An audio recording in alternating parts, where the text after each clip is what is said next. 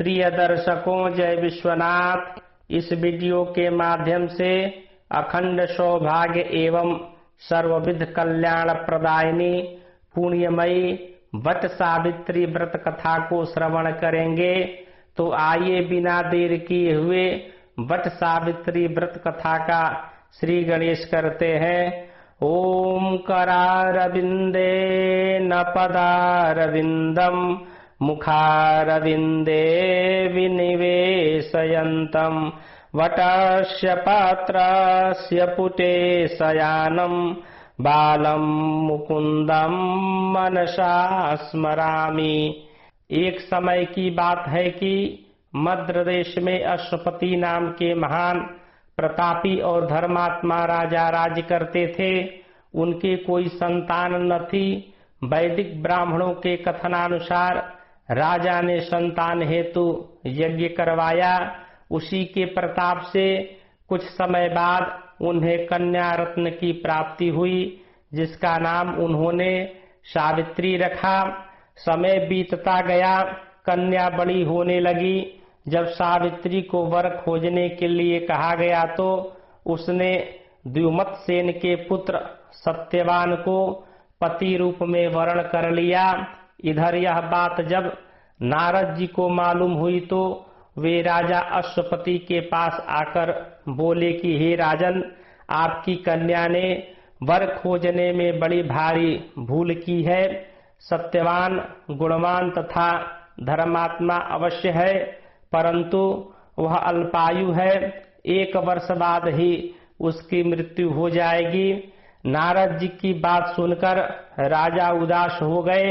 उन्होंने अपनी पुत्री को समझाया कि हे पुत्री, ऐसे अल्पायु व्यक्ति से विवाह करना उचित नहीं है, इसलिए तुम कोई और वर चुन लो। इस पर सावित्री बोली, हे तात, आर्य कन्याएं अपने पति का वरण एक बार ही करती हैं, अतः अब चाहे जो हो, मैं सत्यवान को ही वर रूप में स्वीकार करूंगी। सावित्री के दृढ़ रहने पर आखिरकार राजा अश्वपति विवाह का सारा सामान और कन्या को लेकर वृद्ध सचिव सहित उस वन में गए जहां राजश्री से नष्ट अपनी रानी और राजकुमार सहित एक वृक्ष के नीचे द्युमत्सेन रहते थे। विधि विधान पूर्वक सावित्री और सत्यवान का पाणी ग्रहण संस्कार किया गया। वन में रहते हुए सावित्री सास ससुर और पति की सेवा में लगी रही। नारद जी के बतलाए अनुसार पति के मरण काल का समय पास आया तो वह उपवास करने लगी। नारद जी ने जो पति की मृत्यु का दिन बतलाया था, उस दिन जब सत्यवान कुल्हाड़ी लेकर लकड़ी काटने के लिए वन में जाने को तैयार हुआ, तब सावित्री भी अपने सास ससुर से आज्ञा लेकर उसके साथ वन को चली गई। वन में सत्यवान जो ही पेड़ पर चढ़ने लगा, उसके सिर में असह्य पीड़ा होने लगी। वह सावित्री की गोद में अपना सिर रखकर लेट गया। थोड़ी देर बाद सावित्री ने देखा कि अनेक दूतों के साथ हाथ में पास लिए यमराज खड़े हैं। यमराज सत्यवान के अंगुष्ठ प्रमाण जीव को लेकर दक्षिण दिशा की ओर चल दिए। सावित्री भी यमराज के पीछे पीछे चल दी। सावित्री को आते देख यमराज ने कहा, हे पति परायणे, जहाँ तक मनुष्य का साथ दे सकता है, वहाँ तक तुमने अपने पति का साथ दे दिया। अब तुम वापस लौट जाओ। यह सुनकर सावित्री बोली, जहाँ तक मेरे पति जाएंगे वहाँ तक मुझे जाना चाहिए, यही सनातन सत्य है। यमराज ने सावित्री की धर्मपरायण वाणी सुनकर वर मांगने को कहा।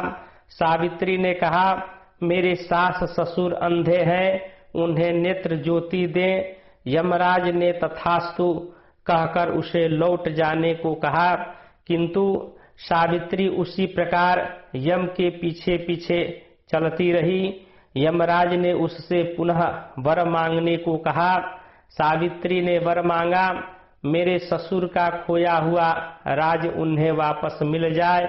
यमराज ने तथास्तु कहकर उन्हें लौट जाने को कहा, परंतु सावित्री अडिग रही।